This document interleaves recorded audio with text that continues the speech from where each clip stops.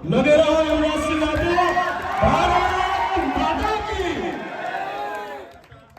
बापू जय माता दी। बोलो भारत माता की जय। जोहार जय जोहार। स्टेज पर विराजमान તમામ મહાનુભાવો બધાના નામ લેવા જાય તો થોડી વાર લાગશે। આદરણીય ચંદ્રભાઈ વસાવાની સંપૂર્ણ ટીમ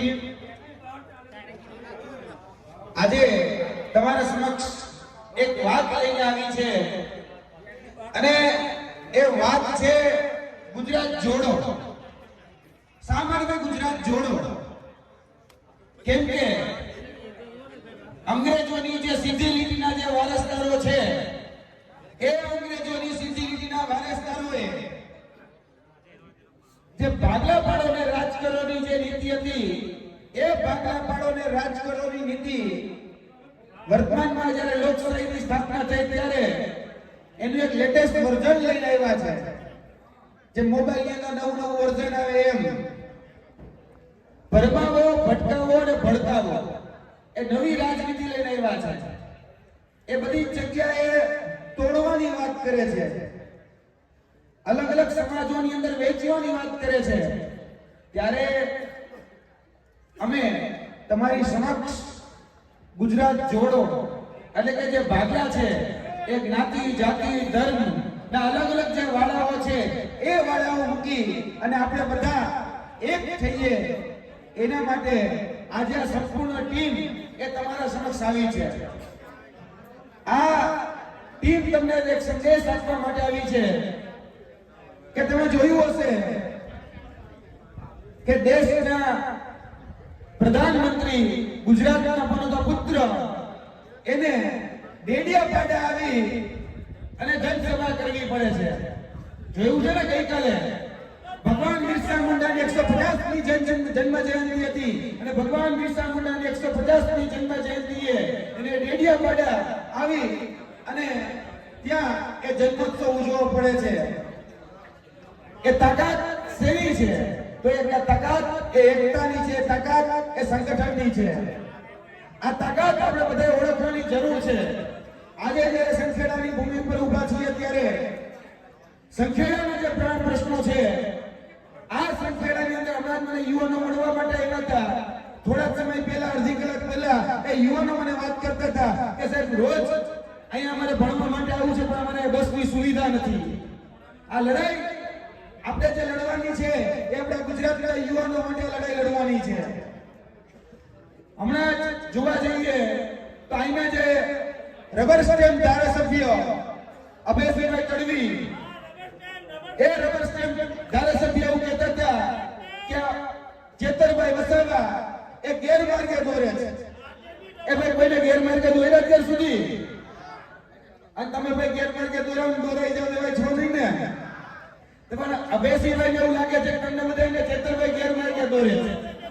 તો એ અભયસિંહભાઈને પણ આ માધ્યમથી મેં જવાબ આપવા માંગીએ છીએ કે ભાઈ આજે જોવા જઈએ તો બધા જ સમાજોને એક કરી અને જે મુહિમ, જે જનચેતના આજે જે ચેતરભાઈ વસાવાએ જગાડી છે કે તમારે 162 જે ધારાસભ્યો છે એના પગ ની નીચેની જમીન હલાવી નાખી છે। આ ચેતરભાઈ વસાવા અમારે એવું કહેવાય કે હાવજ બગડે ને તો જંગલ ખચડે, બાપુ બગડે તો બાવન ગામ ખપડે, પણ ચેતર વસાવા બગડે તો 162 ખચડે। આ ચેતર વસાવાની તાકાત છે કે પ્રધાનમંત્રીને ડેડિયાપાડામાં આવીને સભા કરવી પડે છે। અને જ્યારે ચેતરભાઈ વસાવાએ હાકલ કરી કે નેત્રંગની અંદર આપણે બધા ભેગા થઈ અને ભગવાન બિરસા મુંડાની જન્મ જયંતિ ઉજવવાની છે ત્યારે તમે બધાએ જોયું હશે કે ગજરોજ એ માનવ મહેરામણ, એ જન્મેદની, એ ઘોડાપુર આખું નેત્રંગની અંદર હિલોડે ચડ્યું હતું ને? લાખોની સંખ્યામાં આદિવાસી સમાજ, અન્ય સમાજ એ બધા જ લોકો એ નેત્રંગની અંદર આવી ગયા હતા। જ્યારે ડેડિયાપાડાની અંદર સભા હતી ત્યારે તમને બધાને ખ્યાલ હશે કોઈ જવા તૈયાર નહોતું, પ્રધાનમંત્રી હતા તોય કોઈ જવા તૈયાર નહોતું. તો અહીંયા આપણી જીએસઆરટીસી ની એટલે એસટી ની ગાડીઓ મૂકવી પડી અને એ એસટી ની ગાડી અમારા કર્મચારીઓને, અધિકારીઓને, આંગણવાડીના બહેનોને, તલાટીઓને ઈ બધાને બિહાડી અને આદિવાસી બનાવી દીધા. ખબર છે ને? ગઈકાલે અહીંયા સભામાં કોણ બેઠું હતું? એ અધિકારી કર્મચારીઓ જતા, બીજું કોઈ નહોતું. આ તાકાત છે જેતર વસાવવાની. એટલે એ બધા જે વાત કરે કે એ બધા કાગના વાત છે. આપણી પાસે રિયલ ટાઈગર છે, રિયલ ટાઈગર. અને આ કોઈ પાંજરાનો સિંહ નથી, આ આદિવાસી સમાજના જંગલનો સિંહ છે, જંગલનો. અને એ જ્યારે લડકે ત્યારે ભલભલા તૂટી જાય. આ સંખેડાની ભૂમિ એ ખૂબ પવિત્ર ભૂમિ. આજે જોવા જઈએ તો જે બહુ મોટી ભાગા ફોજદારી કરે છે કે બહુ વિકાસ કર્યો, પણ હમણાં જે ભાઈ કહેતા હતા કે અહીંયા નલથી જલનું પાણી નથી આવતું. આવે છે ભાઈ પાણી. અહીંયા હમણાં થોડા સમય પહેલા, અડધી કલાક પહેલા જ બ્રિજ ઉપર આવ્યો. એ બ્રિજની હાલત જર્જરિત છે. શાળાઓની અંદર શિક્ષક નથી, આ બધી કચેરીઓ છે, કચેરીની અંદર ક્લાર્ક નથી, ગામમાં જઈએ છીએ તો તલાટી નથી. એનો વિકાસ 162 ની આ સત્તા છે, છતાં પણ ગામમાં તલાટી નથી આપી શકતા, કચેરીઓમાં ક્લાર્ક નથી આપી શકતા, શાળાઓમાં શિક્ષક નથી આપી શકતા. અને અહીંયા બહેનોને, માતા બહેનોને જ્યારે પ્રસૂતિની વેદના ઉપડે છે ત્યારે એ વિકાસ જોડા ખાતો હોય છે. અમે જોયો છે. આજ જિલ્લાની છોટાઉદેપુરની નગરપાલિકા સંચાલિત SF હાઈસ્કૂલની અંદર આજ ભારતીય જનતા પાર્ટીના જે નગર સેવકોની જે વાત કરે છે, નગર સેવકો જે સત્તાધીશ થઈને બેઠા છે, સેવાના નામે મેવા ખાય છે, ઈ ડોનેશનના નામે લાંચ માંગતા હતા. આપણા બાળકોને ભણાવવા માટે જે શિક્ષકોની નિમણૂક થઈ એનોય નથી મૂકતા. આ રોડ ઉપર નીકળીએ છીએ, આ રોડ ઉપરના ખાડે એવડા મોટા છે. અમે ચેતરભાઈને પૂછ્યું કે ચેતરભાઈ, આ રોડ ઉપરના ખાડા કેમ આટલા મોટા થઈ ગયા? તો ચેતરભાઈએ કીધું કે આ નેતાઓના પેટના ખાડા મોટા થઈ ગયા ને એટલે આ રોડ ઉપર ખાડા મોટા થઈ ગયા. હવે આ ખાડા પૂરવા હોય ને તો નેતાઓને કાઢવાની જરૂર છે. કાઢવા છે ને? આઈના જે રબર સ્ટેમ્પ ધારાસભ્યને કાઢો. હમણાં જે રીતે ચામીઠાની ભૂમિએ જાહેર સભામાં કાઢી મૂક્યા ને, એ રીતે બધા આવે ને તો કાઢજો અને ખબર પડે કે તમે કોઈ કામ કરતા નથી. તમારી પાસે આજે કામ લઈને આવીએ તો કોઈ કામ થતા નથી. આવનાર દિવસોની અંદર આજ ભૂમિ ઉપર સ્થાનિક સ્વરાજની મોટી ચૂંટણીઓ આવી રહી છે, જિલ્લા પંચાયત, તાલુકા પંચાયત, નગરપાલિકાઓની. આપણે બધાએ સંકલ્પ લેવાનો છે કે આવનાર દિવસોની અંદર જે ચૂંટણી આવે છે એમાં આપણે પરિવર્તન લાવીએ. આપણે આપણો પોતાનો, આપણા વિસ્તારનો એ પ્રતિનિધિ ઉભો કરીએ અને એને જિલ્લા પંચાયત, તાલુકા પંચાયત, નગરપાલિકાની અંદર મૂકીએ. એટલે આ ભ્રષ્ટાચારી ભાજપને એ હટાવી શકાય. હટાવી છે ને? પાકું છે ને? એટલે સંકલ્પ લઈને જવાનું છે. ગુજરાત જોડો જે યાત્રા છે એ ગુજરાત જોડો યાત્રાનો સંકલ્પ જ છે કે આવનાર દિવસોની અંદર જે પણ લોકોએ ભય, ભૂખ, ભ્રષ્ટાચાર અને ડરાવા ધમકાવવાની જે રાજનીતિ કરી છે એ રાજનીતિનો હવે જવાબ દેવાનો સમય એ આમ આદમી પાર્ટી હવે તમારા સમાજ એક નવો વિકલ્પ લઈને આવી છે. એ વિકલ્પથી હવે જવાબ દેવાનો છે. દેવો છે ને બધાએ? હવે કાકા કોઈનો મેળ નતો પડતો ને, આપણે ક્રિકેટ જોતા ને, ક્રિકેટ ત્યાં તમને ખબર હશે કે બધાય બોલર ટ્રાય કરી લે, પછી કોઈ બોલર કામ ન લાગે ને એટલે સૌથી જે ઘાતક બોલર હોય ને એને ઉતારવામાં આવે. એમ આ દિલ્હીના શહેનશાહ સહેજ અને શાહ એ હવે ડેડિયાપાડામાં આવ્યા છે, કારણ કે કોઈ બોલરનો મેળ પડતો નથી. એ દિલ્હીના સહેજ અને શાહ બેયને કહેવા માંગીએ છીએ કે તમે તમારા મિત્ર ડોનાલ્ડ ટ્રમ્પને બોલાવી લ્યો, તમારે જ્યાં ભણતું હોય ને બોલાવી લ્યો, બહારના દેશના બોલરને બોલાવો, પણ તમે અમારી વિકેટ નહીં પાડી શકો ભાઈ. એ તમારું કામ નહીં. અમારી પાસે સચિન છે, સચિન, અને કોઈથી ઝૂક્યો નથી, કોઈથી ઝૂકવાતો નથી અને કોઈથી ઝૂકેમ છે નહીં.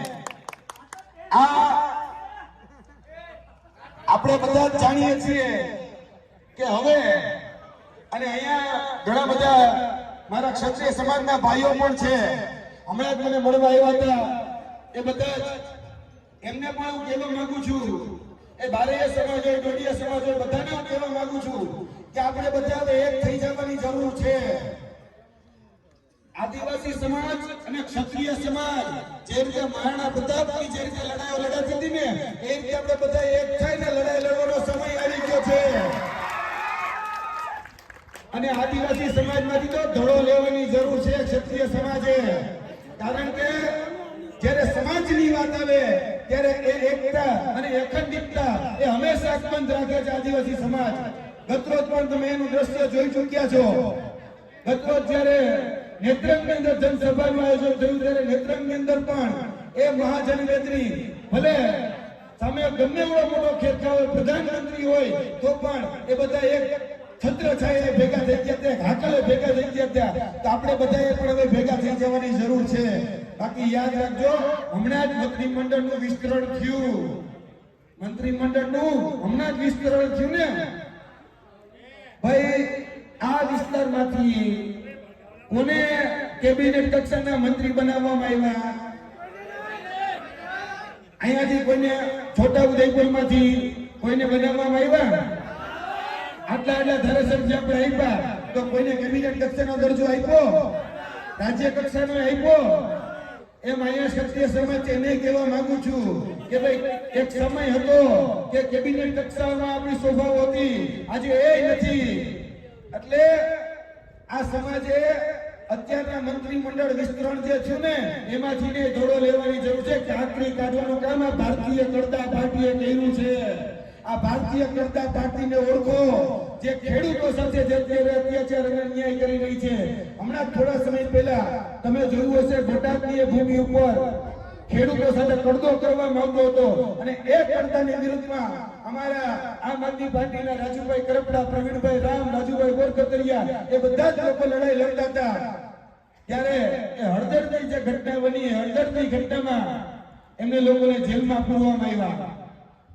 ત્યારબાદ આ જે નુકસાન થયું જે કહી શકાય, એને કારણે ખેડૂતોને સૌથી વધારે નુકસાન આ કમોસમી વરસાદને કારણે થયું.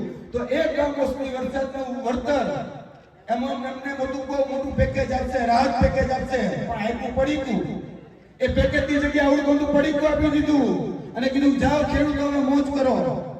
ઈ ખેડૂતોના બિયારણને નથી કરતા 10,000 કરોડમાંથી જોવા જઈએ તો એક વીઘે ખાલી 3520 રૂપિયા આવે છે. ઈ 3520 રૂપિયાનું પડીકું ન આવે. આ તો કેના જેવું ખબર છે? ઓલી 10 રૂપિયાની આપણે નથી લેતા સામેથી પડીકું, હવા વધારે માલ ઓછો, આ એના જેવું છે. એટલે આપણે આને ઓળખી જવાની જરૂર છે અને કોઈએ ડરવાની જરૂર નથી. એ કિસાનો માટે જે લડતા હતા, રાજુભાઈ કરપડા હોય, પ્રવીણભાઈ રામ હોય, રાજુભાઈ બોરકતરિયા હોય કે અમારા બીજા જે 85 આગેવાનો હોય કે હમણાં જ થોડા સમય પહેલા જ આપણા જેલમાંથી છૂટીને એવા આદરણીય ચેતરભાઈ વસાવા હોય, આજ બધા જ લોકો જેલમાં જાય છે. તમે જોયું ક્યારે ભારતીય જનતા પાર્ટીનો કોઈ વ્યક્તિ જેલમાં ગયો હોય? આપણા બાજુમાં જ બચુભાઈ ઠાકોર ના દીકરાએ કેવડા કૌભાંડો કરી નાખ્યા, હજી સુધી ક્યાંય કોઈ જોવા મળ્યું? એ નહીં જોવા મળે. પણ જે લોકો લડે એના જે જેલ જોવા મળે છે. પણ એ જેલથી ડરવાની જરૂર નથી. આ માધ્યમથી ભારતીય જનતા પાર્ટીને કહીએ છીએ કે તમારી જેલ જેવડી મોટી કરી દેવી એટલી કરી દેજો. અમે અમારા હક, અધિકાર અને ન્યાય માટે હવે જાગૃત થઈ ગયા છીએ, અમે આવી રહ્યા છીએ. કારણ કે હવે તો 2 જણા અને 2 હવજ એ આ જમીન ઉપર છે. એક કાઠિયાવાડી હવજ અને એક આ જંગલના આદિવાસી સમાજનો હવજ. અને ચેતર ચૂકે નહીં અને જાડેજો ઝૂકે નહીં. આવતા દિવસોમાં જેને મોરે મોરો દેવાનો થાય એને આપણે મોરે મોરો દઈ દેવાનો છે. દઈ દેવાનો છે ને. અને આવનાર દિવસોમાં સ્થાનિક સ્વરાજમાં આપણે આમ આદમીની પાર્ટી સાથે ખભોથી ખભો મિલાવી ભારતીય જનતા પાર્ટીને મોરે મોરો દેવાનો છે. દઈ દેશું ને? તો વાંધો નહીં. એટલે વધારે વાત ન કરતા મારા હજી એક વક્તા બાકી છે, મારા પરમ મિત્ર આદરણીય ચેતરભાઈ વસાવા. આપણે બધાએ જે બધા ઊભા છે એ બધા મહેરબાની કરી શાંતિથી બેસી જાઓ. હવે આદિવાસી સાવજ એ ડળકવાનો છે, ડળકવાનો, અને 162 ના પાયા એ ફફડવાના છે. એટલે તમે બધા શાંતિથી બેસી જાઓ. હવે આપણે એ સાંભળવાના છે આદરણીય ચેતરભાઈ વસાવાને. અમારી વાણીને વિરામ આપું છું.